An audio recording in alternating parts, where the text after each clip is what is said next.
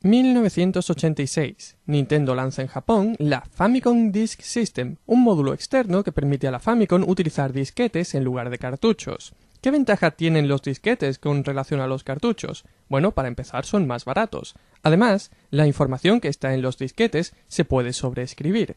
Esto permite a los jugadores guardar información en los disquetes y, además, permite una nueva estrategia de distribución para los juegos. Veréis, una de las primeras cosas que hizo Nintendo cuando sacó la Famicom Disk System fue adaptar varios de los juegos que tenían ya diseñados en cartuchos a disquetes, por ejemplo, los juegos de deportes y Super Mario Bros. Pero además vendían disquetes en blanco. Los clientes entonces llevaban estos disquetes en blancos a una especie de máquinas expendedoras que había en las tiendas. Metían el disquete y seleccionaban el juego que querían escribir en el disquete. Si, llegado el momento, se cansaban de ese juego, no tenían nada más que volver a la tienda, meter otra vez el disquete y seleccionar un juego distinto. El precio de grabar los juegos en el disquete era más barato que comprar el disquete con el juego grabado ya de por sí. Así que esta opción te permitía jugar a distintos juegos de una forma rentable. Todo esto está muy bien, pero el catálogo de la Famicom Disk System no puede reducirse a simplemente el catálogo de la Famicom, hace falta diseñar nuevos juegos. Esta tarea se les encomendó al mismo equipo que acabaría diseñando Super Mario Bros. De hecho, el diseño del primer juego para la Famicom Disk System y el diseño de Super Mario Bros. Empezó de manera simultánea. Así que Toshihiko Nakago, Koji Kondo, Takashi Tezuka y Shigeru Miyamoto tenían que dedicar su tiempo tanto a diseñar Super Mario Bros. Como a diseñar el primer juego de la Famicom Disk System. Y fue precisamente el trabajo de este equipo el que cambió nuestra forma de ver los juegos. Hasta ese momento, a lo que aspiraban los jugadores era a escribir 3 letras con la máxima puntuación en una pantalla de ranking. Pero cuando llegó Super Mario Bros., el objetivo del juego ya no eran los puntos. Sí, había puntos, pero nadie les prestaba atención. El objetivo del juego era llegar al final y triunfar ante la adversidad rescatando a la princesa. Poco a poco, la historia de los juegos fue cobrando importancia a los ojos de los jugadores y de los diseñadores. Llegados a este punto, alguien les sugirió a Shigeru Miyamoto escribir un libro y venderlo conjunto con un juego, de manera que el juego explorara los eventos que se narraban en el libro y el libro explicara las aventuras que se tenían en el juego. Era una idea parecida a una novela interactiva, un concepto con el que ya se estaba jugando en aquella época. No sé exactamente quién hizo esa sugerencia, pero el caso es que también le sugirió a Miyamoto que llamara a ese libro hipotético Zelda. Aunque Miyamoto descartó esa idea, es cierto que reutilizó partes de esas sugerencias. Por ejemplo, el primer juego que saldría para la Famicom Disk System pasaría a llamarse Zelda. Por otro lado, tanto Zelda como todos los demás juegos para la Famicom Disk System incluían un libreto de instrucciones bastante amplio, bien diseñado, con muchas ilustraciones, con una historia sobre el argumento y con descripciones de todos los enemigos que nos encontráramos. De hecho, este panfleto es tan importante que es la portada de todos los juegos de la Famicom Disk System. Y, aunque no sé si está relacionado con esta sugerencia, tanto la Famicom como la Famicom Disk System empezaron a venderse con un pequeño manga que le explicaba a los niños qué precauciones debían tener para no estropear la videoconsola. Les explicaba más o menos cómo funcionaba el aparato y cómo conectarla a la televisión y demás cosas que normalmente vienen en un manual de instrucciones de las videoconsolas que nadie lee. Personalmente, considero que esta era una idea bastante ingeniosa. Pero volvamos al juego. Al principio del desarrollo, se quería que The Legend of Zelda siguiera en la línea de fomentar los juegos en familia o multijugador que habían tenido los otros juegos de la Famicom. En este sentido, se pretendía aprovechar la función de grabar de los disquetes, de manera que el plan original era que un jugador diseñara sus propias mazmorras y le pasara el disco a otro jugador. Este otro jugador debería intentar pasarse las mazmorras que hubiera diseñado el primer jugador. Es un concepto parecido al diseñador de niveles que hay en juegos de la Famicom como por ejemplo Excitebike o Wrecking Crew. En ese punto del desarrollo, todo el juego transcurría en el interior de mazmorras. Para seleccionar en qué mazmorra se quería jugar, se nos habría presentado una pantalla de mapa en la que nosotros habríamos elegido entre distintas montañas que representaban los distintos niveles. Esta mecánica de juego de seleccionar en qué nivel queremos empezar la partida es parecida a la que encontramos en la serie de Four Swords. Sin embargo, parece que a Miyamoto no terminaba de gustarle esta idea. Él prefería la idea de que los jugadores pudieran explorar por su cuenta y fueran encontrando ellos mismos las entradas a las distintas mazmorras. Por eso, una tarde, él y Tetsuka cogieron una hoja de papel. Miyamoto empezó a dibujar desde la derecha y Tetsuka empezó a dibujar desde la izquierda, hasta que se encontraron en el centro. Entre los dos, en una tarde, dibujaron el que sería el mapa del reino de Hyrule, un mapa que ya se parecía bastante a la versión final que encontramos en el juego, y que sería la base del mapa de Hyrule para todos los juegos que vendrían después, dibujado en una tarde. Con la adición de este mapa con las mazmorras fijas en lugares concretos, se abandonó la idea de que los jugadores pudieran diseñar sus propias mazmorras. En lugar de eso, la función de grabar de los disquetes se redujo a simplemente que los jugadores pudieran grabar su progreso en distintas partidas. Para hacer que esto fuera posible, en la versión de cartucho que se vendería en América, el lugar donde nunca saldría la Famicom Disk System, se introdujo una pila de botón dentro de los cartuchos, de manera que esta pila mantuviera una memoria interna en el cartucho. En el momento en el que esta pila se agotase, la partida se perdería y el cartucho no volvería a poder grabar ninguna partida. Este sistema es también empleado en juegos como Pokémon, pero no quiero hablar de eso. En lugar de eso, echemos un vistazo a este boceto dibujado durante el desarrollo del juego. Al parecer, en lo alto de este boceto está escrita la palabra Adventure, que parece ser que era el nombre del proyecto al principio del desarrollo. Este boceto y otros bocetos parecidos parece que estaban guardados en una carpeta que ponía Adventure Mario. Recordemos que este juego fue desarrollado al mismo tiempo que Super Mario Bros., así que es posible que se barajara la idea de que Mario fuera el protagonista de este juego. Algo que sí sabemos seguro es que algunas ideas que pensaban usarse en un juego acabaron utilizándose en el otro y viceversa. Por ejemplo, las barras de fuego que aparecen en los castillos de Super Mario Bros. Iban a aparecer en el centro de algunas habitaciones de The Legend of Zelda, pero se pensó que funcionaban mejor en Super Mario Bros. Aún así, más tarde en A Link to the Past aparecieron estas barras de fuego en The Legend of Zelda. Claro que en A Link to the Past el personaje puede moverse en diagonal, lo que hace más fácil esquivar estas barras de fuego.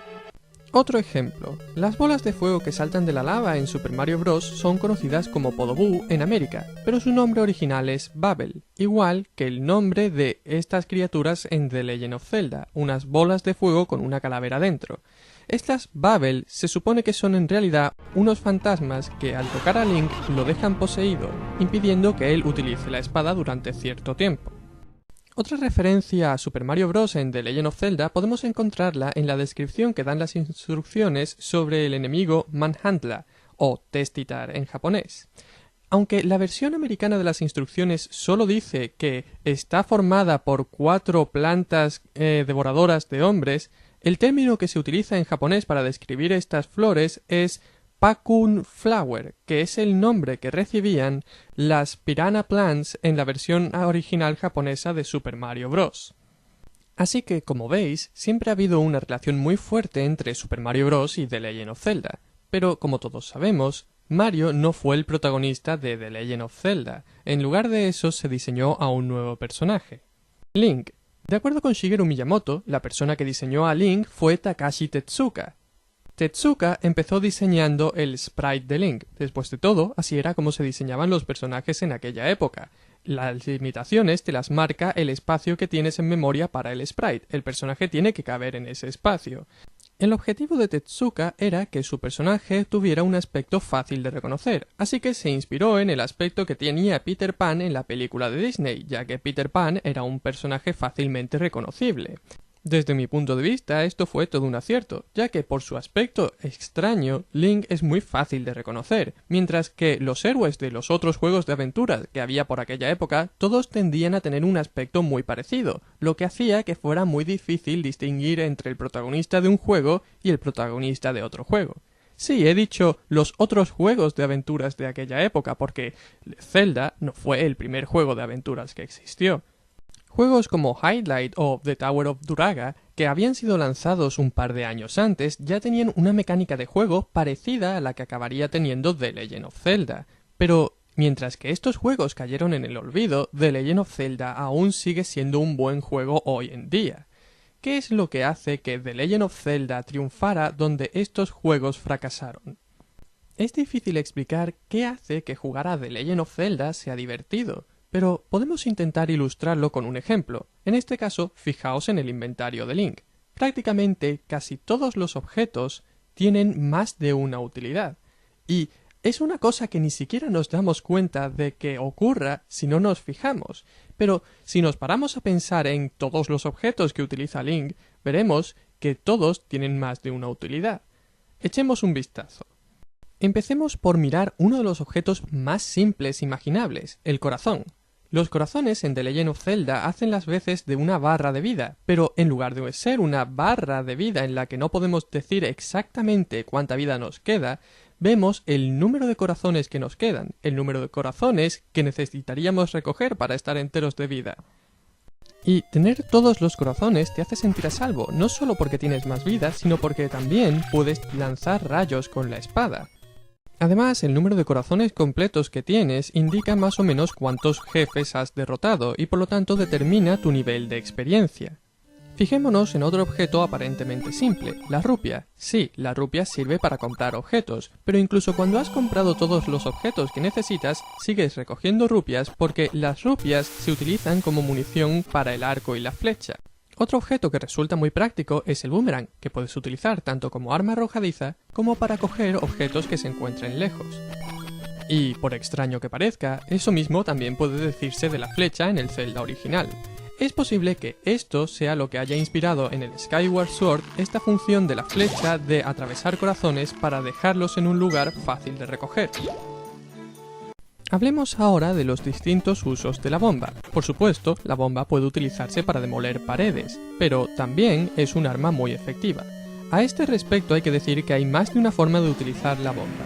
Por ejemplo, ¿alguna vez habéis oído Dodongo dislikes smoke? Esto es porque Dodongo puede morir porque lo alimentes con dos bombas o porque utilices una bomba para que aparezca humo, haciéndolo vulnerable a la espada. La vela es un objeto que también tiene tres usos distintos. El primero es que puedes utilizarla para iluminar áreas oscuras. El segundo es que cuando lanzas la llama con la vela que ilumina el área, puede utilizarse como un arma.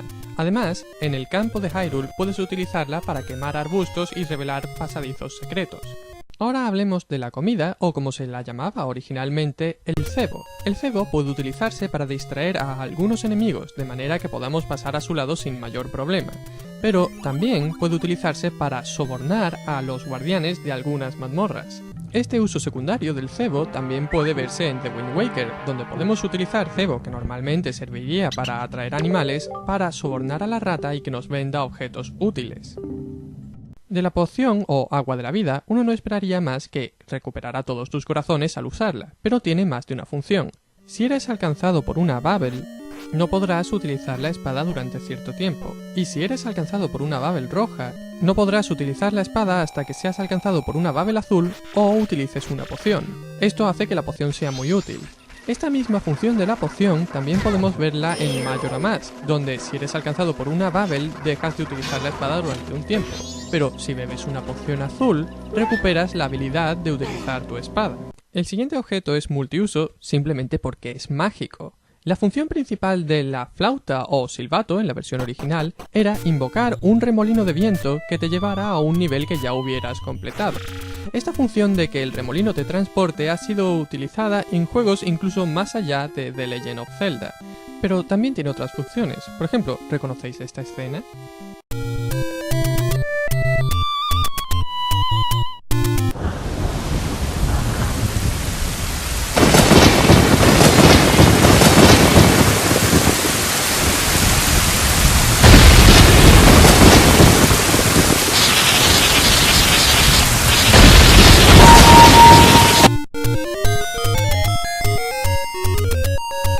Además de una fuente de melodías mágicas, la flauta es una fuente de ruido.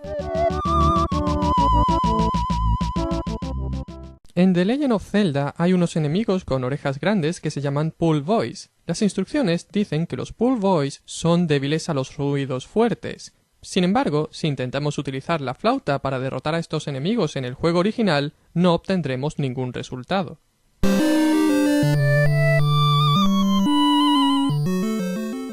Eso es porque los ruidos fuertes a los que hace referencia las instrucciones son ruidos del mundo real. Veréis, la Famicom tenía un micrófono en el mando 2, así que si tú te acercabas a ese micrófono y gritabas, las Pulse Voice morían instantáneamente.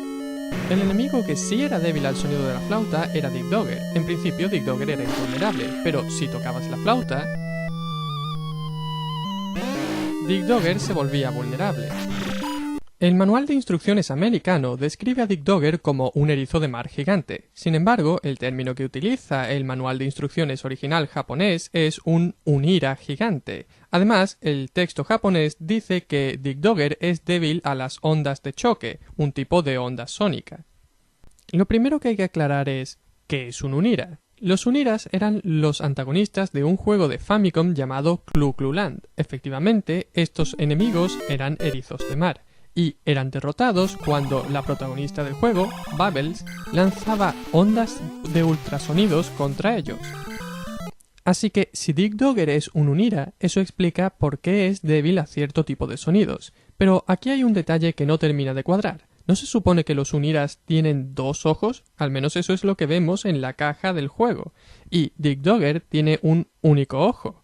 Dentro del juego es difícil distinguir si los uniras tienen uno o dos ojos. Eso es hasta que nos encontramos con Boss Unira, que es un unira más grande de lo normal. Y vemos que efectivamente los uniras se supone que tienen un único ojo. Otros elementos que tomó The Legend of Zelda a partir del Clu Clu Land fue la forma de las rupias o este reloj que para el tiempo cuando el protagonista lo coge. Como vemos, esto también aparece en The Legend of Zelda.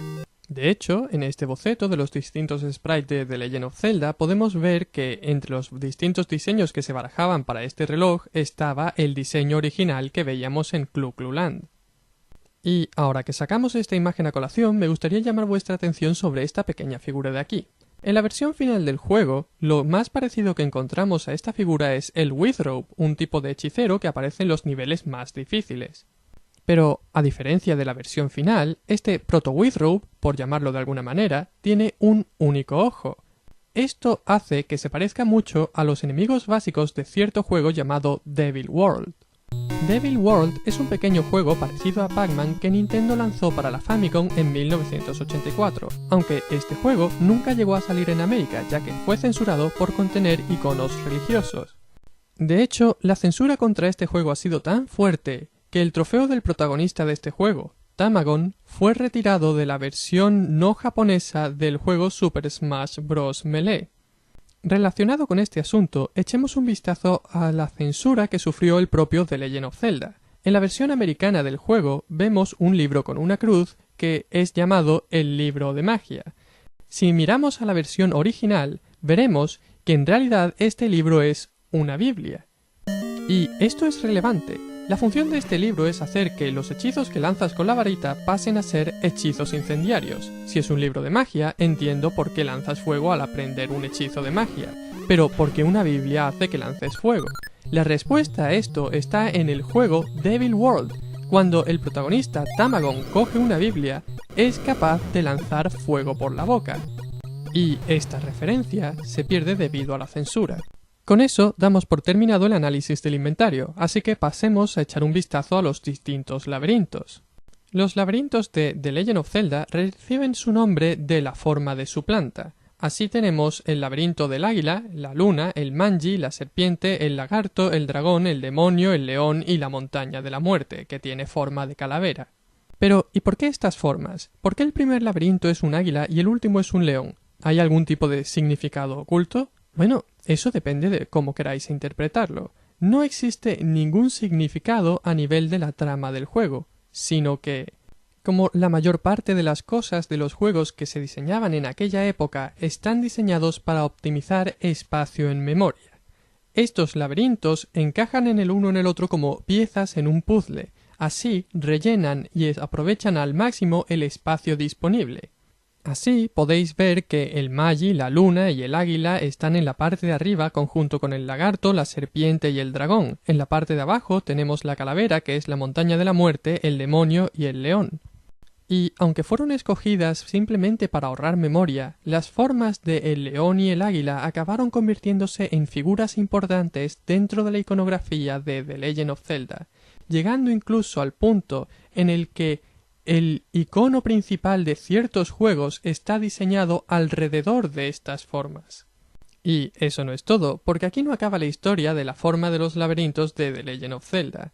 Cuando por fin habían conseguido meter todas las piezas del puzzle y habían aprovechado prácticamente todos los cuadraditos de espacio que tenían disponibles para meter los laberintos, se dieron cuenta de que habían calculado mal el espacio que tenían para meter mazmorras dentro del juego. Habían ocupado solo la mitad del espacio disponible. Y entonces Miyamoto dijo, no pasa nada, hacemos otros 9 laberintos más. En este caso, las formas de los laberintos son las letras de la palabra Zelda, aunque desordenadas, el sombrero de Link, aunque con la punta un poco alargada, 2 espirales y la cabeza de Ganon. Estas 9 mazmorras conformarían la versión difícil del juego. Para acceder a esta versión difícil, tendrías que pasarte la versión normal y pulsar Start. Entonces se grabaría en tu archivo que te has pasado el juego y tendrías acceso al modo difícil. Y una vez te has pasado este modo difícil, llegas al auténtico final del juego, donde te cuentan el número de links que has utilizado, es decir, el número de veces que has muerto, y te felicitan por tener gran sabiduría y poder, aunque te dicen que esto es solo el final del Zelda 1. Después de todo, solo tienes 2 trozos del Triforce. El propio nombre Triforce indica que hay 3 piezas. Además, las propias instrucciones del Zelda 1 te dejaban claro que iba a haber una secuela. Dicen que después de que Link derrotara a Ganon, spoiler, por cierto, ¿cómo viene eso en las propias instrucciones? El caso, después de que Link derrotara a Ganon, Link partía en un viaje cuyo destino era desconocido. Ese viaje probablemente te está indicando que va rumbo a la secuela del juego.